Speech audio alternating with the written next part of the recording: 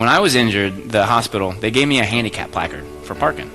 And I was just injured. A few days earlier, I was, a strong, healthy, aggressive Marine leader, so they gave me this placard, and I was like, I don't need that, and I threw it away.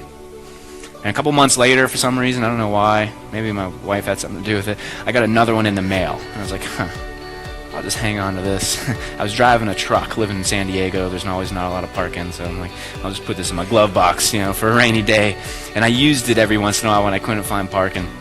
And one day, I was out shopping with Lupe. And it was right around the Christmas season because there was no parking anywhere. We're driving around the shopping mall. It's like, man, this is miserable. There's no parking. People aren't in like Christmas cheerful mood. People are angry. So I zip to the front of the store. I pull into the handicap spot. And I grab that placard and I hang it up. And I'm like, Lupe, let's go.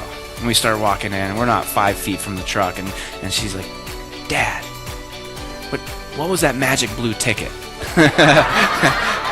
And I thought that was funny. I was like, yeah, okay, well, because Daddy only has one leg, remember, I can park in that spot right there, the handicap spot.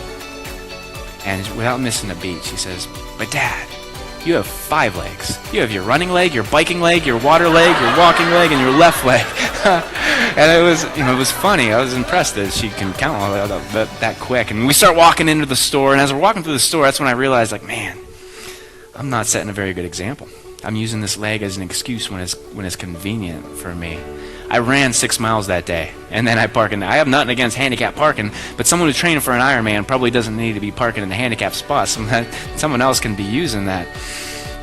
So I was thinking about it. I'm not setting a good example with the parking thing, and like, wow, I'm using that more than just for parking. Like going on a run with some buddies, I was doing some training. If they get ahead of me and I can't keep up, I'm like, that's because I have a prosthetic leg. I was using this leg as an excuse, and walking to the store, I was like, you know what? I'm never going to use this leg as an excuse again.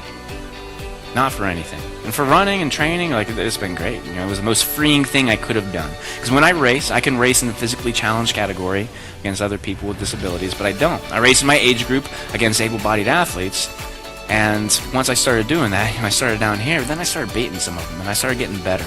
And now I go out and race, and I do pretty well. And if someone beats me, it's not because of this prosthetic leg, it's because they worked harder than me. And when I took on that mindset, that's when I started getting better. Because excuses, we all have them.